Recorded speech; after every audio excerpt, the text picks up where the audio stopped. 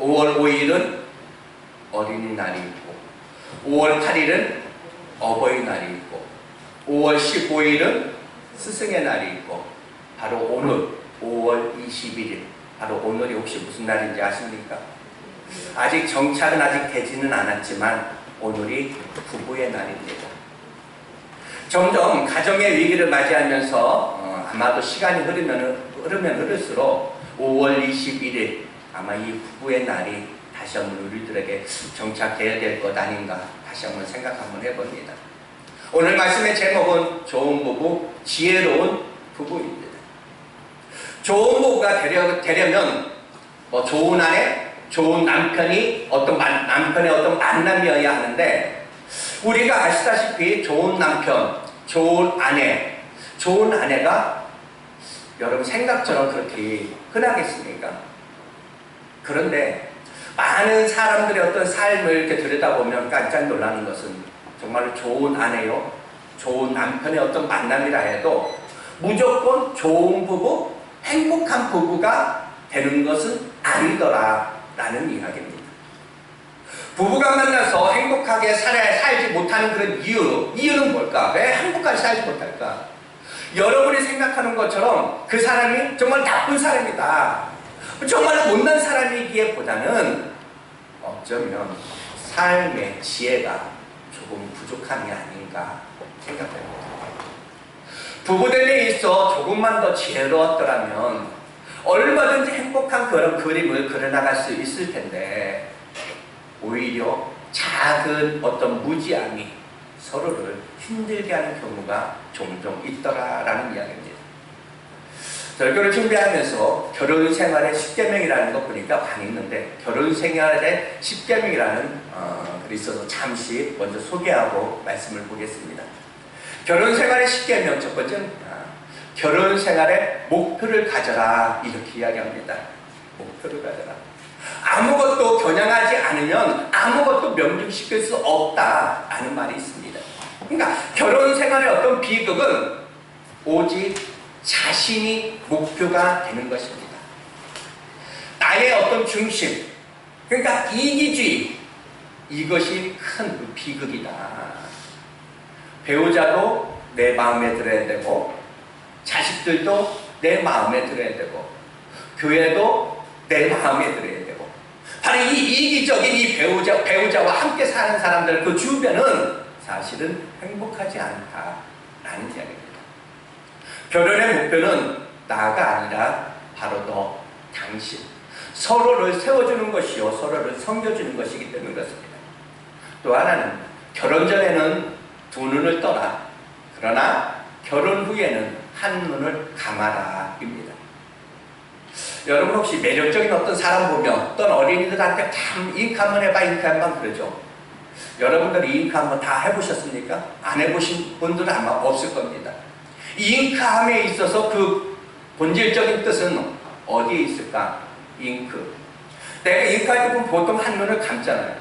내가 앞으로 당신과 어떤 관계를 형성하면서 당신의 어떤 단점이 되는 거, 단점에는 내가 눈을 감겠습니다 하는 그런 약속이 이 안에 담겨져 있다. 그러니까 하나님께서 우리에게 어떤 자유의지를 주셔가지고 우리가 어떤 배우자를 선택했어요. 우리에게 이 선택의 은혜를 하나님이 우리에게 주셨다. 우리가 좋은 마음으로 좋았을 때 배우자를 내가 선택했다. 그래서 선택한 후에는 단점에는 한눈을 감아라. 그를 사랑해 주기에 정말 책임을 져라 라는 이야기입니다. 서로 비교하지 말라 그럽니다. 사탄이 악마가 제일 좋아하는 그런 사용 방식이 뭐냐? 바로 이 비교의식입니다. 비교의식. 그리스도 안에서 최고의 정신인 이 자족을 무너뜨리는 것입니다. 자신을 있는 그대로 족하고 배우자가 있는 그대로 족하고 지금 어떤 자녀 있는 그대로 족함을 어떨 때는 보면 잃어버린 채 비교하는 그런 사람, 비교하는 사람에게는 불행의 늪에 빠질 수밖에 없다라는 안타까움입니다. 또는 서로에게 비밀을 최소화시켜라. 비밀. 그러니까 서로는 투명하라. 투명의 원리가 있어야 된다라는 이야기입니다. 창세기 2장 25절에 보면 부부는 벌거벗었으나 부끄러워하지 않는 사이다 이렇게 말합니다. 바로 이상적인 부부라는 것입니다. 벌거벗었으나 부끄럽지 않다. 이것을 여러 가지 의미가 있겠지만 오늘 이렇게 한번 여러분에게 적용하면서 한번 말씀 한번 해봅니다. 바로 서로 옆에서 벌거벗은 듯, 그러니까 숨기는 것이 없이 깨끗한 부부, 정말로 맑고 투명한 부부. 부부에게 서로 감추고 숨기는 것이 있다면 반드시 나중에 그것이 불행의 씨앗이 될 수도 있다는 이야기입니다. 부부에게 있어 서로 투명해야 되니 첫 번째는 관계에서의 투명입니다. 결혼 전에는 서로가 교제하는 사람이 따로 있을 수 있습니다. 이 친구는 내 친구야, 내 친구야. 서로 할 수 있어요. 그러나 두 부부가 서약하고 결혼하며 동시에 결혼했다라면 이제는 따로 교제를 맺어야 하는 것이 아니라 부부가 함께 공동으로 어떤 관계를 형성해야 한다라는 것입니다. 내가 남편 몰래, 아내 몰래 관계를 형성하다 보면 언젠가는 그것이 또 하나의 불씨가 될 수도 있다라는 이야기입니다. 부부가 반대하는 어떤 관계를 자식은 형성하면 또 안 됩니다. 자식에게 또한 숨겨야만 하는 그런 관계를 부모가 또한 형성하면 안 됩니다. 숨기는 것에서 죄가 오니 말입니다. 또 하나는 물질의 투명입니다. 부부는 이 돈을 누가 벌었든 이 부부의 돈은 공금입니다. 내가 벌었다고 내가 자주우지 할 수 있는 것은 아닙니다. 특별히 이 물질은 서로에게 숨기는 것은 없어야 합니다. 이것은 공금입니다. 부부가 숨겨놓은 돈이 많다는 것은 이것을 많은 내가 모으는 것은 어떤 내가 이벤트를 하기 위해서 가족에 대한 행복을 위해서 내가 이거 만든 거야 그렇게 할 수 있겠지만 그것은 어찌 보면 어떤 이벤트 가족을 위해서는 작은 돈이 필요합니다.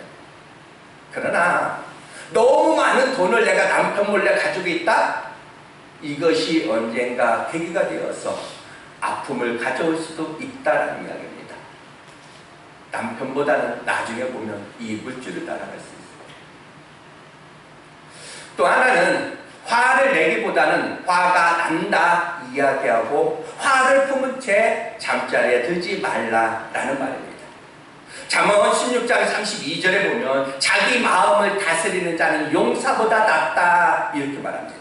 그러니까 많은 사람들이 밖에서 큰일을 하고 자기 어떤 감정 조절을 하지 못하여서 자기 삶을 망가뜨리는 그런 경우가 많이 있다라는 사실입니다. 특별히 남자분들 화를 많이 내죠. 내가 화를 내면 안 되는데 화를 내는 이유, 왜 이렇게 집에서 남자들이 이렇게 화를 내는 이유가 뭘까? 그것은 화를 낼 만한 어떤 이유가 있어서가 아니라 어느 날부터인가 내가 화를 내어도 된다라고 이렇게 정리가 되었기 때문에 화를 내는 것입니다. 똑같은 환경에서 누구냐에 따라서 화를 내기도 하고 참기도 합니다. 우리 남자분들은 화내는 것도 또한 삼가해야 된다. 다시 한번 말씀드립니다. 또한 또 하나 6번째로 마주보며 살지 말고 같은 방향으로 향하라 라는 말이 있습니다. 이런 말이 있죠. 마주보면 무슨 희망이 있겠느냐. 밥을 먹으면서 한번 얼굴을 봐라. 무슨 낙이 있겠느냐. 이런 말. 그래서 이런 말이 생깁니다. 옆에서 보면 실망이요, 앞에서 보면 절망이요, 뒤에서 보면 낭망이라. 인간관계 속에서 무슨 여러분들 희망이 있겠습니까? 사람에게 선한 것이 있겠습니까? 아니요. 사람은 다 도움이 필요한 자입니다. 부족한 자입니다. 함께 사는 부부에게 그 약함 드러낼 수밖에 없다는 이야기입니다. 그래서 같은 방향을 보고 가래요. 가다 보면 예수님의 십자가가 있고 거기에는 사랑이 있고 거기에는 용서가 있으니 말입니다. 또 하나는 따뜻한 말 한마디가 행복을 만들어낸다라는 말이 있습니다. 입술에 30초가 가슴에 30년이 된다라는 말이 있습니다. 여러분, 사람은 밥을 먹고 사는 것 같지만 의외로 말을 먹고 산다라고 이야기를 많이 합니다. 특별히 여자들은 굉장히 어떻게 보면 복잡해 보여도 남자들이 말만 잘해줘도 살 수 있는 게 여자들이다, 이렇게 말합니다. 30년 전부터 내가 호강시켜줄게. 지금도 고생시켜주면서 여전히 그 호강을 기대하면서 사는 게, 그냥 속으면서 사는 게 여자들이다. 말만 잘해줘도 살 수 있다. 입술의 어떤 30초가 가슴에 30년이 된다라는 말입니다. 바로 따뜻한 말 한마디가 행복을 만들어 줄 수 있다라는 사실입니다. 또한 배우자에게 불완전을 그대로 수락하라. 배우자의 어떤 불완전을 그대로 인정하고 수용해라는 이야기입니다. 이 세상에서 완전한 인간은 없습니다. 바로 이 결혼이란 불완전한 두 사람이, 어떤 개인이 함께 살면서 완전을 향해서 일곱씩 조금씩 전진해 가는 것이 바로 이 과정, 그 과정이 결혼의 과정이다, 이렇게 말합니다. 그러니까 배우자의 어떤 불완전만 보고 자기 스스로의 어떤 불완전을 인식하지 못한다면 결혼 생활은 가시밭길이 될 수도 있다라는 사실입니다. 배우자가 동작이 너무 느리다고 느꼈을 때 혹시 내가 너무 빠른 것은 아닌가? 한번 뒤돌아보라는 이야기입니다. 옛날에 노 부부가 살고 있었습니다. 이 부인이 남편의 말을 잘 알아듣지 못하는 것 같았습니다. 그래서 남편은 아내에게 이비인후과에 우리 같이 가자, 병원 가자 설득했습니다. 그러나 이 아내는 그럴 필요 없다고, 안 간다고. 그래서 할 수 없이 남편이 혼자서 이비인후과 찾아가서 의사에게 자기 부인에 대한 이 청력에 대해서 의논을 합니다. 의사는 남편에게 이렇게 이야기합니다. 집에 들어가자마자 여보라고 한번 불러보세요. 대답이 없으면 부엌에 가서 또 여보 한번 불러보세요. 또 대답이 없으면 거실에서 여보 한번 불러보세요. 그래도 대답이 없을 때 그때 나에게 다시 한번 오세요, 이렇게 이야기했습니다. 그 남편은 의사가 지시하는 그대로 들어가자마자 여보라고 소리쳤습니다. 그러나 대답이 없었습니다. 또 시키는 대로 부엌에 가서 불러보고 거실에서도 불러보고 기대했던 대로 대답이 없었습니다. 그래서 남편은 2층으로 올라가서 봤습니다. 그랬더니 아내는 평화롭게 2층에서 바느질을 하고 있었습니다. 그래서 보자마자 이렇게 이야기합니다. 아니 여보, 내가 아는 층에서 3번이나 당신을 불렀는데 왜 대답을 하지 않았어? 이렇게 하고 이렇게 말하자 그 아내가 이야기합니다. 대답을 하지 않다니요, 내가 여기서 3번이나 대답했지 않아요, 이렇게 했다는 것입니다. 알고 보니 청력을 잃어가는 사람은 아내가 아니라 바로 남편이었다라는 이야기입니다. 바로 이 결혼 생활을 하려면 이 이야기를 우리는 다시 한번 명심을 해야 된다. 내 잘못은 모르고 배우자의 어떤 잘못을 찾으려고 한다면 항상 어찌 보면 안타까움이 있을 수 있다. 이제 서로를 때 상대방이 어떤 단점이 보일 때 반성해보는 그런 마음 다시 한번 필요하다라는 이야기입니다. 또 먼저 해라, 이것입니다. 배우자에게 어떤 요구하는 바, 사랑이면 사랑, 그 사랑을 먼저 심고, 존경이면 그냥 존경을 먼저 심고, 용서면 용서를 먼저 심으라. 여러분, 부부관계 가운데 잘한 사람하고 잘못한 사람이 있으면 여러분 누가 먼저 사과해야 된다고 말씀을 드렸습니까? 성숙한 사람입니다. 성숙한 사람. 그 관계에서도 똑같습니다. 누군가가 실수하고 잘못할 수 있습니다. 삶 살면서 실수하지 않는 거, 실수 다 누구나 할 수 있거든요. 그러나 오히려 잘못한 사람을 우리가 덮어주고 이러는 것이지, 잘못한 사람 보고 용서해라, 또 잘못했다고 해라, 그러면은 그것은 두 번 죽이는 것과 같다. 덮어주는 것, 이것이 또한 진정한 사랑입니다. 그다음 마지막 간단하게 진리와 함께 기뻐해라, 하나님과 함께해라 라는 이야기입니다. 인간이 아무리 몸부림쳐봐도 지금 그냥 조금 건강하니까, 내가 직장 다니니까, 지금 내가 사랑이 있으니 살 것도 갖고 같다고 바로 하나님의 은혜라는 어떤 기준이 없다라면 영원히 할 수 없다. 인간의 속성이 되는 거예요. 바로 이 좋은 부부, 바로 이 지혜로운 부부는 어떤 분이냐, 어떤 분인가, 어떤 사람이냐. 먼저 결혼 생활 가운데 하나님을 바로 그래서 인정하는 부부가 지혜로운 부부다.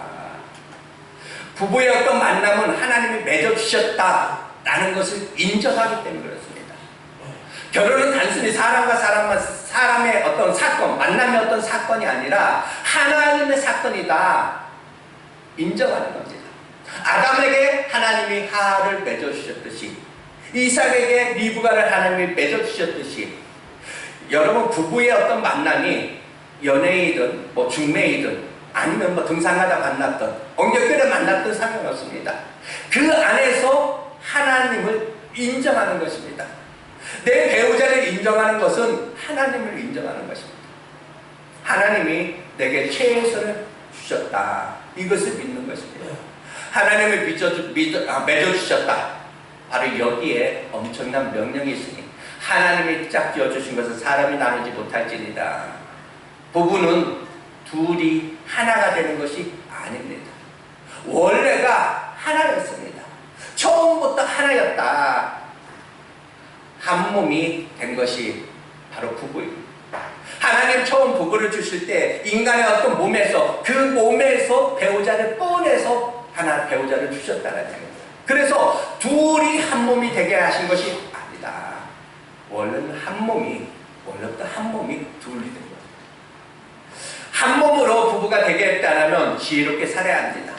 더 좋은 사람을 만나서 행복한 것이 아니라 내가 더 좋은 사람이 되어주는 것, 내가 더 좋은 사람이 되어줄 때 행복이 있다. 이것이 바로 지혜다라는 얘기입니다. 오늘 말씀 22절을 보면 아내들이여 자기 남편에게 복종하기를 죽게 하듯 하라 이렇게 말합니다. 이 말씀만 보는 게 아니라 그 다음 절에 보면 또 이런 말이 있습니다. 이는 남편이 아내됨을 머리 되니 그리스도께서 교회의 머리 된 것 같으니 그가 바로 몸의 구주시다. 사랑하는 성도 여러분, 이것이 하나의 질서다라는 이야기입니다. 교회의 머리는 주님입니다. 교회는 주님을 귀하게 여기고 주님을 높이면 높일수록 교회가 교회다워집니다. 가정이 바로 가정되는 절대 원리는 바로 남편을 귀하게 여기고 남편의 어떤 권위를 인정해주고 세워주는 거, 여기에서 이것이 바로 가정의 절대 원리입니다. 여러분 남편이 여러분의 마음을 차지 않을 수 있습니다. 부족해 보일 수도 있어요. 그럼에도 불구하고 선택의 여지 없이 남편을 가볍게 여기는 것은 복이 없다라는 이야기입니다.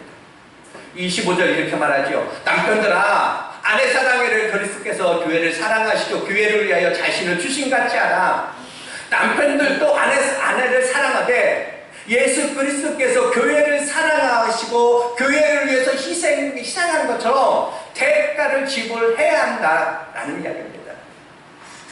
아내에게 복종, 어떤 순종만을 요구한 것이 아니라 나는 그만큼 사랑하려고 나는 주고 있는가?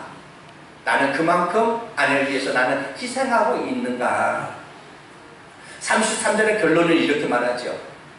그러나 너희는 각각 자기 아내 사랑하기를 자신같이 하고 아내도 자기 남편을 존경하라. 이렇게 결론을 맺습니다.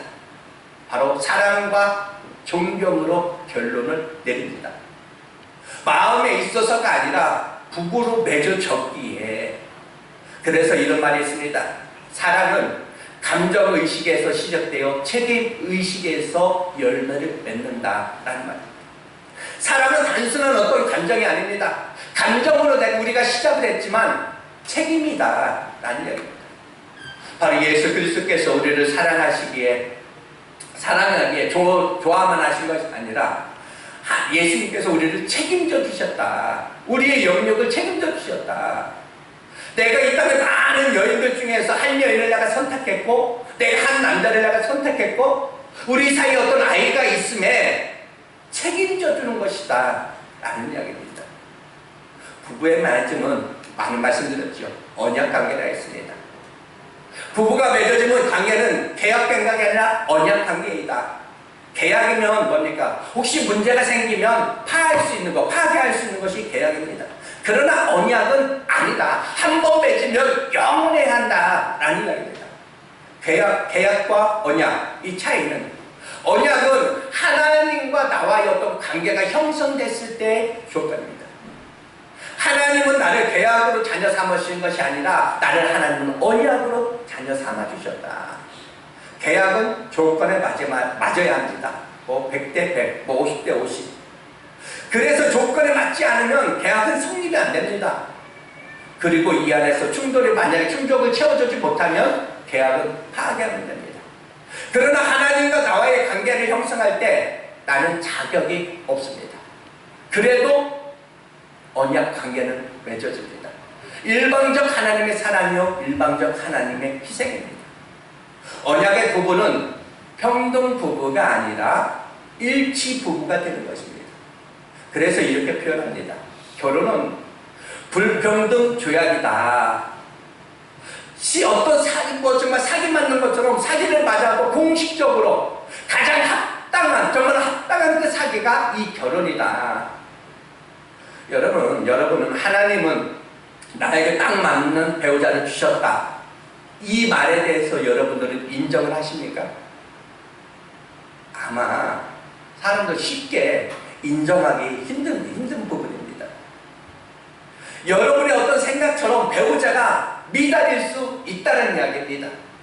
여러분의 수준은 나는 80이야. 근데 배우자의 수준은 20이야. 그러나 지혜로운 부부는 80과 20, 그 사이 60이라는 어떤 공백을 불행으로 만들어가는 것이 아니라 80과 20의 어떤 조화를 이루어서 100을 만들어내는 것이 지혜로운 부부다. 결혼은 100과 100이 만나서 완벽한 사람들이 만나서 100을 이루는 것이 아니다라는 이야기입니다. 여러분, 그래서 사람들은 무엇인가 좀 내가 배운 것도 뭐 어떤 가정 수준도 결혼에 대해서 뭐 맞아야 되고, 어떤 뭐 배움에 있어서 가정 수준, 이 가정과 가정 어떤 수준 맞아야 된다. 결혼은 이렇게 이야기들 많이 합니다. 그래서 여러분 재벌들끼리 결혼하는데, 여러분 재벌들 그 틈바구니 속에서 여러분들 안 살아봤지만 그 재벌들 과연 행복할까? 재벌과 재벌을 만나도 행복할까? 여러분 연습곡이나 어떤 영화 같은 거 여러분 보시면은 회장님 집 그 식탁 한번 보세요. 식탁 그거 여러분들 행복해 보입니까? 먹을 거면 좀 아니지 그것이 과연 행복해 보여요? 진짜 행복한 그런 어떤 식탁은 여러분들 어떤 식탁입니까? 한 지붕 세 가족 숨돌이네. 그런 식탁이 최고가 아닐까. 사랑하는 여러분, 이 100과 100이 만나서 만들어내는 것이 아니라 80과 20이 만나서 100을 만들어내는 것이 결혼이요, 부부입니다. 그래서 결혼은 그 아내와 연합하는 것입니다. 더 잘난 아내가 아니라, 더 대단한 아내가 아니라, 더 대단한 어떤 배우자가 아니라 지금의 아내와 지금의 어떤 배우자와 연합을 이루어 조화를 이루는 것, 배우자에게 100%에 헌신하는 것이 바로 이 연합입니다. 헌신하는 것이 연합. 배우자를 내 사람으로 만드는 것이 아니라 그의 사람이 되어주는 것, 이것이 연합입니다. 부부는 언약 관계가 있습니다. 한 사람이 80이고 한 사람이 20이고 한 사람이 70이 될 수 있고 한 사람은 30이 될 수도 있습니다. 그렇다면 여러분들에게 한번 묻겠습니다. 여러분의 부부는 여러분이 생각하는 대로 여러분이 80입니까? 아니면 남편이 20입니까? 아니면 남편이 80이고 여러분들이 20입니까? 말씀하기는 곤란하지만 마음으로 한번 생각해보세요. 우리 가정은 누가 80이고 누가 20일까? 아마 저와 똑같이 여러분들도 생각하고 있다라면, 그래 나는 내가 80이야. 우리 아내가 20이야. 이렇게 생각합니다. 아마 여러분도 이 부분에 대해서 아마 동의하실 줄로 압니다. 여러분은 80이어서 20과 수준을 맞춰 사느라 얼마나 여러분들 힘드시고 얼마나 애쓰십니까? 그러나 과연 그럴까? 여러분, 진정한 가정, 진정한 어떤 아름다움, 지혜로운 부부는 서로를 세워주고 서로의 어떤 앞에서 자신을 낮추는 것입니다. 이것이 그리스도의 정신입니다. 함께이거든요. 이 함께의 모범을 어디서 찾느냐? 삼위일체 하나님에게서 우린 찾을 수가 있습니다. 성부 하나님, 성자 하나님, 성령 하나님. 이 세 하나님은 충돌을 없습니다. 충돌을 일으키지 않습니다. 어떻게? 빌립보서 2장 5절에 보면 이렇게 말합니다. 너희 안에 이 마음을 품으라. 곧 그리스도 예수의 마음이니 그는 근본 하나님의 본체시나 하나님과 공동됨을 취할 것으로 여기지 아니하시고 오히려 자기를 비워 종의 형체를 가지사 사람의 모양으로 자기를 낮추셨다. 이렇게 말합니다. 부부는 자기를 낮춰야 된다. 배우자 앞에서 내가 20입니다. 이렇게 해야 된다. 이것이 지혜로운 부부입니다. 서로를 귀하게 여겨주는 것. 결혼 생활에 있어 어떤 여자가 행복한 여자인가?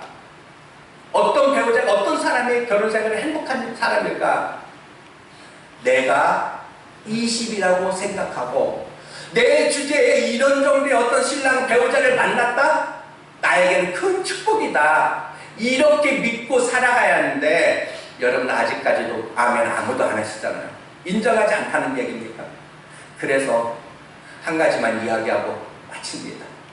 지혜로운 부부는 둘만 좋아서 영적인 부부가 되어야 한다라는 얘기입니다. 가정은 어느 날 갑자기 세워지는 그런 가정이 아닙니다. 부모 세대의 어떤 가정이 흘러왔고 이 가정이 나만의 삶이 아니라 이 삶이 또 내 자녀 후손들에게 또 흘러간다라는 이야기입니다. 우리가 사랑하기 때문에 나만의 삶인 것 같아도 부모님의 어떤 삶, 부모 세대의 어떤 삶이 내 삶에 흘러와 버리고 그래서 나의 삶에 내가 원하든 원하지 않든 자식에게 또한 그 삶이 후손들에게 적시게 될 수도 있다는 거예요. 자, 영적 부부가 되어야 한다는 것은 부모 세대에 흘러오는 어떤 아픔의 눈물, 복음 안에서의 어떤 신앙 안에서 이것이 아픔이 정화되어야 한다는 이야기입니다. 자식에게 이 악한 것이 이제까지 부모의 삶에 있어서의 그 악한 것이 후손들에게 흘러가지 않도록 우리들이, 여러분들이 영적 80분의 그 사명을 감당해야 한다라는 이야기입니다.